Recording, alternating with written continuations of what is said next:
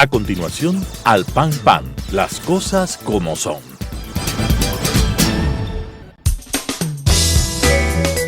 Clasificación B, bajo supervisión de un adulto.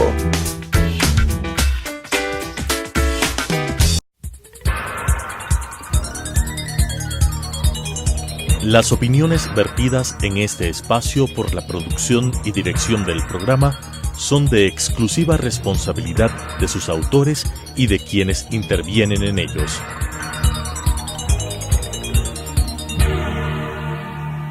Telesucesos Canal 29 UHF presenta Al Pan Pan, las cosas como son.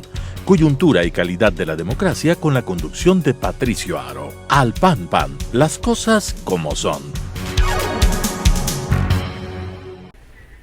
Saludos renovados a la gran audiencia de Telesucesos que semana a semana nos sigue y nos acompaña a decir las cosas como son. Los cordiales saludos de César Ulloa Tapia y su servidor Patricio Aro Ayerbe. En esta oportunidad nos acompañará a decir las cosas como son Sebastián Mantilla, politólogo y columnista del diario El Comercio. Él es un estudioso de los temas políticos de la sociedad y del país. Por lo tanto, con él diremos las cosas como son con relación a la votación de la Asamblea y a las reformas propuestas al Código Penal Integral. Sebastián, bienvenido, gracias por acompañarnos. Muchísimas gracias, Patricio, Sebastián.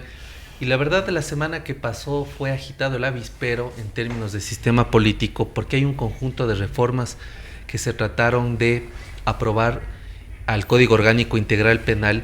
Y podríamos sacar algunas conclusiones en términos de los resultados de la votación, que además eran temas bastante distintos, pero que sin embargo atraviesan derechos civiles, sociales y políticos. Es decir, hay una afectación de derechos y se podría incluso hacer una lectura que qué sucede en cuanto a la progresividad de estos derechos. Yo comenzaría diciendo, tanto Patricio como Sebastián, que a mí me parece que el debate no se agota en la Asamblea. Más aún cuando tenemos un legislativo con unos niveles de aceptación precarios, extremadamente mal calificados, y por otra parte las votaciones tampoco reflejan unas posturas de bloque ni de partido y tampoco reflejan una tendencia en cuanto a las demandas que ciertos grupos que históricamente han venido solicitando pasaron. Entonces ahí hay una serie de confusiones que nos podrían dar luces a través del análisis que vamos a hacer, Sebastián. Bueno, sí, efectivamente la semana pasada se trató en la Asamblea Nacional unas ciertas reformas al Código Integral Penal. Y estas reformas yo creo que generaron mucha polémica. Parecería que dentro de la misma Asamblea Nacional se pensó que estos temas iban a pasar medio como desapercibidos. La Asamblea Nacional, yo diría, como tú bien has mencionado, pasa por una situación crítica. Desde hace algún tiempo atrás, la Asamblea Nacional, los niveles de credibilidad, de aceptación han bajado considerablemente y se ha debido, digamos, a diversos motivos, ¿no? Una asamblea que no responde a los intereses de la ciudadanía, una asamblea que en términos legislativos ha avanzado muy poco, que en términos de fiscalización también igual ha estado como atrancada desde algún tiempo atrás.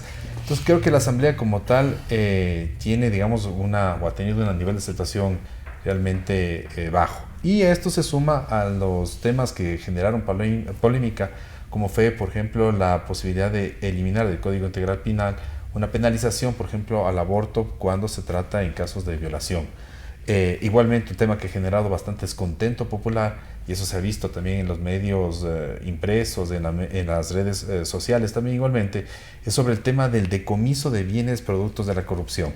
Y en eso se sanciona, por ejemplo, al sector privado, se sanciona a empresas, pero el rato que se trata de sancionar a los políticos, a los funcionarios públicos, a las autoridades, ahí no se incluye este tema. Entonces creo que eso ha generado un rechazo importantísimo de parte de la ciudadanía, y eso ha generado, digamos, como bien has dicho, ha agitado el avispero y ha hecho que la ciudadanía más bien igual proteste frente a estas reformas, y que exista ahora también incluso la presión para que eventualmente el mismo presidente Moreno pueda eventualmente vetar este proyecto de reformas al Código Integral Penal, pueda vetarlo o integralmente o parcialmente, para tratar justamente estos temas, los temas más polémicos, que es el tema del aborto, y es el tema también igualmente de las sanciones o el decomiso a los bienes productos de la corrupción. Hay otros temas también que pueden generar o generaron también debate, pero que los podemos ir tratando luego. La Asamblea Nacional, la función legislativa de la República del Ecuador, es la institución, según las encuestas, las últimas encuestas, de menor credibilidad y confianza en el país. Es decir, eso ratifica lo dicho por nuestro invitado y por César, que la Asamblea realmente no tiene ninguna o casi ninguna credibilidad ni confianza en el pueblo ecuatoriano, y menos aún después de estas votaciones que pretendieron reformar el código o algunos artículos del Código Penal Integral. Realmente lo que ha provocado especial polémica es el artículo que reformaba o que pretendía reformar la penalización del aborto en casos de violación y también la incautación de bienes. Pero también hay uno importante que ha generado polémica, y es la legalización de los productos de cannabis con fines terapéuticos, exclusivamente con fines medicinales. Ese tema también está en la palestra, porque de alguna manera esa aprobación es un paso previo a la aprobación por parte de la Asamblea del Poder Legislativo de la legalización del consumo de cannabis con fines recreacionales. Es decir, eso ha sucedido históricamente en todos los países, en todos los estados de los Estados Unidos también, en donde se ha legalizado el consumo del cannabis. Entonces, esto también ha generado polémica manifestada especialmente en las redes sociales. Ahora, Patricio, hubieron 65 votos que le cerraron filas en cuanto a la posibilidad de despenalizar el aborto cuando se produce una violación. Y habría que decir que hay una serie de inconsistencias en la medida que cuando uno revisa la forma como votaron legisladores y legisladoras, se puede ver ciertas inconsistencias, como por ejemplo en aquella del asambleísta María Mercedes Cuesta, una serie de inconsistencias en el bloque de Pachacuti, una serie de inconsistencias en una serie de legisladoras que, aun cuando no tengan militancia en todo lo que se refiere a la progresividad de derechos en cuanto a género, sin embargo dieron la espalda con votos que parecen que iban entre la ausencia, parecen entre la ausencia y la abstención. 5 votos faltaron para que esto se apruebe, pero lo más lamentable es que quienes lideraban ante la opinión pública el voto favorable en el momento de la votación desaparecieron. Abandonaron las... Así claro, y esa es una forma de transfugismo o de camisetazo que no se explica en la medida de que las justificaciones son bastante pobres y que además quedan señaladas ante la opinión pública, en el sentido de que la democracia también da la posibilidad para que sus electores y electoras castiguen en el caso de que exista una posible reelección. Por otra parte, también admira esta manera también de metamorfosis que tuvo, por ejemplo, el bloque de la Revolución Ciudadana. En su momento, Correa, un líder que autodenominado progresista, no dejaba de ser ultraconservador y que evitaba el debate o la discusión de este tipo de cosas. Sin embargo, la gente del bloque de Revolución Ciudadana votó a favor de la despenalización del aborto. Por ejemplo, Marcela Guiñaga, Gabriela Rivadeneira y algunas otras que en su momento fueron calladas y silenciadas por el Ejecutivo por topar estos temas. Mientras que el bloque de país aliado al presidente Moreno hizo todo lo contrario. Entonces también se demuestra que hay un Ejecutivo débil y que le pone en un riesgo enorme en la medida que cuando decida veto parcial o total va a medir 1 o 2 o 3 veces si se mide con una asamblea también fragmentada. Parece que también... Cuando estas 3 asambleístas mencionaron la idea de despenalizar el aborto, fueron sancionados con 90 días de suspensión. Desde luego esa disposición vino desde el Ejecutivo, es decir, vino desde el presidente del partido político, y ellas fueron sancionadas. Hoy ratificado esa posición dual del grupo de la Revolución Ciudadana. Yo creo que incluso a la ciudadanía hay que también guiarle en ciertos aspectos, porque genera un poco polémica. Y creo que uno de los problemas que ha generado mucha polémica en el tema del aborto es de que se ha vuelto una discusión, o ha sido una discusión más de carácter, digamos, no a nivel de Estado, no a nivel jurídico, no a nivel, sino de posiciones ideológicas o posiciones religiosas de cada persona. Vean ustedes que incluso ahí un legislador, y fue un legislador del Partido Social Cristiano, donde él decía: yo tengo mis propias creencias católicas, yo soy creyente. Sin embargo, hacía referencia a una decisión que había tomado algún rato un presidente francés, que decía que Francia es un Estado laico. Y un Estado laico quiere decir una separación realmente importante entre lo que es Iglesia y de lo que es Estado. Y el Ecuador, y creo que el Ecuador, no solamente desde la Revolución Ciudadana, sino incluso desde la misma Revolución Liberal, vivimos diciendo que es un Estado laico, donde está claramente dividido, digamos, el papel de la Iglesia y el papel del Estado. Pero ¿cómo puede ser que una comunicación de la Conferencia Episcopal Ecuatoriana, que llega a la Asamblea Nacional, que se hace pública en redes sociales y en los medios de comunicación, lleva un poco para incidir la decisión de los mismos asambleístas, y que los asambleístas, yo ahí viene una crítica, que es una crítica no solamente a los asambleístas como tal, sino incluso a las mismas organizaciones políticas, por un poco ver el tema de las posibilidades políticas, o sea, por cuidarse su, digamos, capital político frente a las próximas elecciones. Hay algunos que quieren terciar para las próximas elecciones como asambleístas. En el caso de la misma asambleísta, creo que tú mencionabas, María Mercedes Cuesta, se decía que había tenido un acercamiento con el señor Lasso, y que por un tema de acercamiento a Lasso y la posibilidad de que pueda terciar en las próximas elecciones para una legislatura con el nombre o el membrete de Creo, se iba a abstener en el tema del voto. Entonces, es inaceptable y es incluso, yo digo, criticable que los asambleístas, digamos, más allá de la decisión, que debería ser una decisión razonada, argumentada, tomando en cuenta criterios y, digamos, derechos, el mismo criterio de un Estado laico que vivimos defendiendo desde hace mucho tiempo atrás. Y el tema mismo, incluso ya la discusión sobre el tema del aborto, no se está hablando de legalizar el aborto, sino de, en casos excepcionales, por ejemplo, de aborto por violación. Se ha mencionado de las estadísticas que hay a nivel nacional, por ejemplo, del número de abortos, digamos, de embarazos que son dados por violaciones a niñas en el país, que es un número importantísimo y muy alto. Y preocupa mucho sobre la situación igual de salud, porque aquí hay un problema también incluso de salud. ¿Qué va a pasar o qué es lo que está pasando con las niñas que son violadas a diario, abusadas a diario, y se les está obligando a que eventualmente no aborten, sino que tengan esos niños? ¿Quién los va a cuidar? Entonces yo igual ironizaba hasta cierto punto, decíamos, entonces tendremos que garantizarle también el derecho al padre violador, que puede ser delincuente o no, para que luego le visite a su hija, y que la señora que fue violada o la niña que fue violada le reciba con la sonrisa boca abierta y le diga venga a visitarle a su hijo.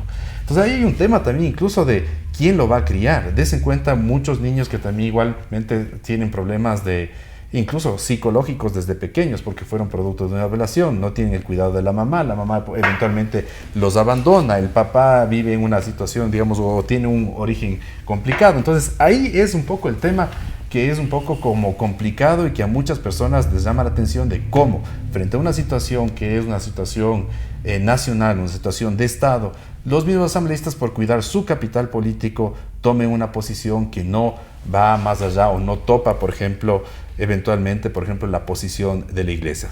Yo soy muy consciente de que, y ya voy a terminar, de que en el Ecuador existen muchos católicos como tal, pero uno es el espacio de las dogmas y de las creencias que uno tiene como tal, o dentro de la Iglesia o fuera de la Iglesia, pero otra cosa es cuando estamos hablando de legislación para un Estado nacional, donde no solamente viven aquí católicos, sino existen gente que no es católica o sigue otros credos. Los argumentos expuestos por nuestro invitado Sebastián Mantilla dieron lugar a un enfrentamiento, y todavía ese enfrentamiento existe entre grupos pro vida, denominados pro vida, y grupos que están a favor de esta reforma. Sin embargo, de allí, además de enfrentamientos verbales, además de enfrentamientos en las calles, uno de estos grupos cayó en un anarquismo en una de sus manifestaciones y atentó gravemente contra el patrimonio de la ciudad de Quito. Es decir, el patrimonio, el centro histórico fue grafiteado, fue ensuciado, fue pintado, y eso desde luego no puede suceder, porque estamos dando paso de ser una sociedad civil organizada a lo que yo he denominado caer en una sociedad pretoriana. Y entre estas dos posiciones debe haber un debate racional, un debate con argumentos, no con fuerza, y eso es lo que podría estar sucediendo. Sin embargo, el tema del aborto está en la palestra, está el trámite en camino hacia el Ejecutivo, y desde luego, si es que el veto se da o no se da, es decir, si se allana o no se allana, eso será, y los ciudadanos tendremos una clara lectura de cuál es la posición del Ejecutivo fundamentalmente. Ahora, Patricio y Sebastián, a mí me parece que vivimos una sociedad bastante maniquea, que encubre, que escurre el bulto, y cuando a días de que la Corte Constitucional dé a conocer su fallo acerca del matrimonio civil igualitario, se encendieron las redes sociales de grupos antiderechos, o pro vida, yo les llamo antiderechos, en donde prácticamente se manifestaba que casi iban a haber millares de personas haciendo cola afuera del registro civil para que las personas de distinta orientación sexual se casen, y eso no ha sucedido. También estos grupos calientan las redes en el sentido de que si se aprobaba la despenalización del aborto, las clínicas y los hospitales iban a tener, haciendo casi un concurso, los médicos llevándose la medalla de oro por el número de intervenciones por temas de aborto, y eso no ha sucedido ni va a suceder tampoco. O sea, más bien lo que sí se ha dado, y es una Claro. noticia del día de hoy, es de que ha habido incluso como una mala práctica médica por cometer al hacer un aborto en una clínica clandestina, y donde una chica está casi ya en peligro de muerte. Entonces, lo que se quiere con este tema de la legalización del aborto en los casos de violación es de que las personas que han sido producto de una violación y digamos, cuando se ha determinado que eso ha sido producto de una violación, puedan acudir a una clínica, tanto del sector público como del sector privado, para que puedan ser intervenidas estas personas y no corran el grave riesgo de ir a clínicas, hospitales clandestinos, donde de alguna manera incluso pierden o están en juego la vida la misma madre y eventualmente el futuro niño. Y ahora yo quisiera también agregar un tema. En Uruguay, que es uno de los países donde hay mayor progresividad en términos de poner en discusión leyes tan delicadas como estas. Cuando en el gobierno de Pepe Mujica se hizo una medida bastante similar con el consumo de cannabis o marihuana, uno no encuentra en Montevideo a toda la gente consumiendo marihuana. Entonces yo creo que también hay una exacerbación, una venta publicitaria, una promoción de estos grupos antiderechos que quieren poner a la sociedad en alerta. Pero lo que sí indigna es que si bien estas leyes son controversiales y no se aprueban, en cambio los asambleístas, los legisladoras y las legisladoras cierran filas como para no aprobar, por ejemplo, la ley de extinción de dominio. Está la ley de extinción de dominio prácticamente archivada. El tema de la incautación de bienes a los corruptos, a los políticos, tampoco pasa. Entonces, la sociedad se pregunta qué tipo de asamblea tenemos, qué tipo de asamblea nos merecemos, cuál sería la forma adecuada para que en el próximo proceso electoral se conforme una asamblea digna, una asamblea adecuada.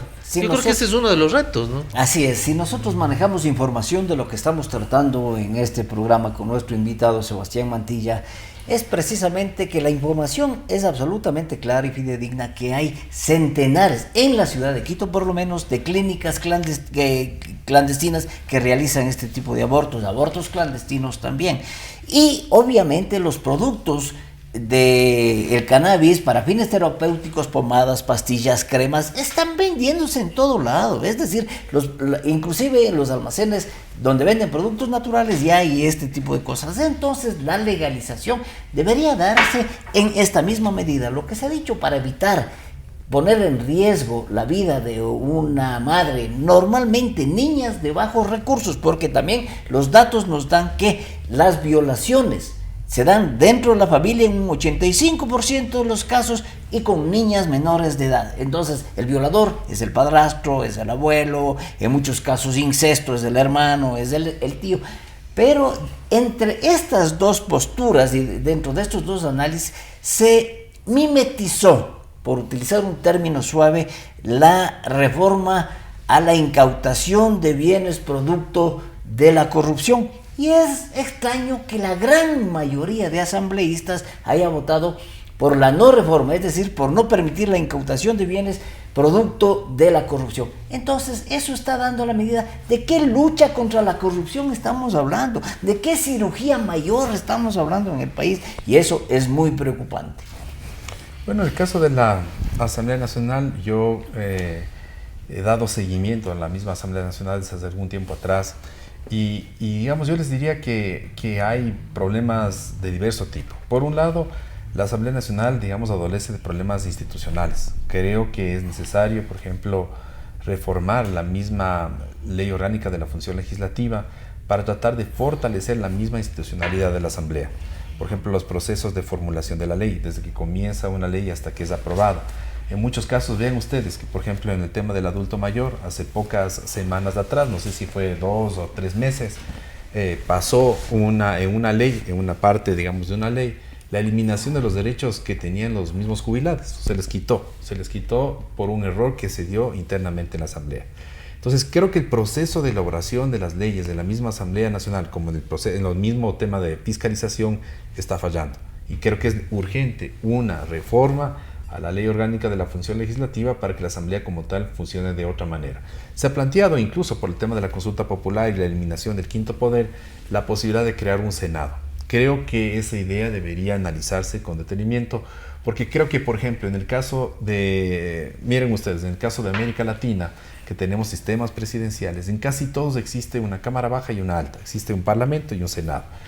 Y el Senado está prácticamente un poco para ser, digamos, como una instancia superior, una instancia adicional, para eventualmente, para terminar, digamos, de pulir, cernir, por ejemplo, leyes o incluso procesos de fiscalización. Es decir, en el caso, por ejemplo, de lo que acabamos de ver, si es que estas leyes o reformas del Código Integral Penal hubieran pasado un Senado, posiblemente ese Senado hubiera hecho reformas y cambios, o si no, hubiera dicho, señores, les devuelvo este proyecto porque tiene una serie de inconsistencias. Entonces creo que hay que repensar eso. Y por otro lado, lo que mencionabas hace un momento, César, es el tema relacionado con la misma clase política. ¿Qué está pasando con la clase política y con los partidos políticos? Yo creo que muchos de los políticos que van a la Asamblea no tienen la suficiente formación, y no solo la suficiente formación, sino los valores y los principios éticos bien sólidos. Creo que si es que la situación en esos términos fuera diferente, no pasarían las cosas como las que están pasando. Por ejemplo, está desde hace algún tiempo atrás un proyecto de una nueva ley de extinción de dominio. ¿Para qué es la ley de extinción de dominio? Para que los corruptos que hacen, digamos, o obtienen dinero de manera ilícita, si es que se comprueba el cometimiento de un ilícito, de un caso de corrupción, sean incautados dinero o bienes mal habidos. Y incluso en esta misma reforma al Código Integral Penal, había esta, digamos, era como una modalidad o un capítulo de esa ley de extinción de dominio. Sin embargo, no solamente que no se ha avanzado con la aprobación de la ley de extinción de dominio, sino esta reforma al Código Integral Penal, que tiene que ver con una lucha fuerte contra la corrupción, queda en el olvido. Y eso yo diría que es un llamado fuertísimo de la atención para los mismos políticos, para los partidos políticos como tal, para la misma Asamblea Nacional. Yo creo que tanto las personas que nos escuchan como ustedes verán que este es un problema serio, un problema estructural, que uno dice, bueno, entonces al final, ¿por quién voto? La misma clase política corrupta de siempre, no se ve ningún cambio y vamos para mal cada día. Entonces yo creo que en ese sentido más bien el papel de este medio, el papel de los medios de comunicación, en el sentido de más bien decir, señores asambleístas se equivocaron, señores de Asamblea Nacional se equivocaron nuevo, rectifiquen, o eventualmente ahorita existe la posibilidad de que el mismo presidente de la República, con esa capacidad de veto, es decir, la capacidad de veto quiere decir la capacidad de vetar o de rechazar o de devolver leyes que vienen mal hechas desde la Asamblea Nacional. Ahora tiene una oportunidad importante el presidente de la Asamblea, el presidente de la República, Lenín Moreno, para decir, señores, esto los devuelvo, rechazado totalmente o parcialmente. Creo que en ese sentido también tiene el presidente Moreno ahora una responsabilidad. Está, digamos, como esta ley o estas reformas están en la cancha del mismo presidente Moreno y ahora tiene también una posibilidad para rectificar lo mal actuado por la Asamblea Nacional. ¿Qué pasa con los políticos? ¿Qué pasa con los partidos políticos? Eso lo dijo un asambleísta de la provincia de Santo Domingo, Los Áchilas. Dijo hoy, en estos días, frente a todos los medios, lo primero que se hace para postular a una lista es preguntarle qué cantidad de dinero tienes y con cuánto vas a aportar. Es decir, lo que hemos dicho centenar de veces en este programa es que tienen tarifa la ubicación de los puestos. Por eso creo que la sociedad civil es la que tiene que remover toda esa costumbre mal traída y malvenida por la clase política que desgraciadamente no está administrando adecuadamente su capacidad. Y en eso, Patricio, discúlpame que te interrumpa, por ejemplo, en las próximas semanas se va a tratar una ley importantísima que son las reformas al Código de la Democracia. Si queremos otro tipo de o forma de hacer política, claro, o otro tipo de partidos políticos, en este Código de la Democracia podríamos poner incluso requisitos para las personas que quieren ir a la asamblea, requisitos para quienes quieren ser alcaldes, requisitos para quienes quieren ser presidente de la República. Creo que eso nos puede permitir hasta cierto punto mejorar la calidad en términos de quienes nos representan en la asamblea, presidencias o instancias, digamos, de poder. Yo creo que la clase política está en deuda, con honrosas excepciones. La desconexión entre la política y la sociedad pasa por el pésimo rol que cumplen los partidos políticos. Creo que uno de los temas claves en las reformas del Código de la Democracia está el capítulo de los partidos políticos. Democracia interna, debates, capacitación, ideología, pero sobre todo ética. Me parece que por ahí va la cosa. De esta manera, con César Ulloa Tapia, su servidor Patricio Aro Ayerbi y nuestro especial invitado Sebastián Matilla, politólogo y columnista del diario El Comercio, hemos dicho las cosas como son. Al pan pan.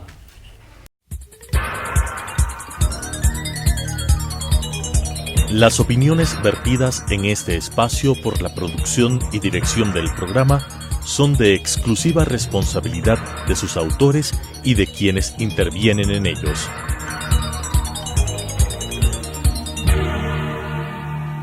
Telesucesos Canal 29 UHF presentó Al Pan Pan, las cosas como son. Coyuntura y calidad de la democracia con la conducción de Patricio Aro. Al Pan Pan, las cosas como son.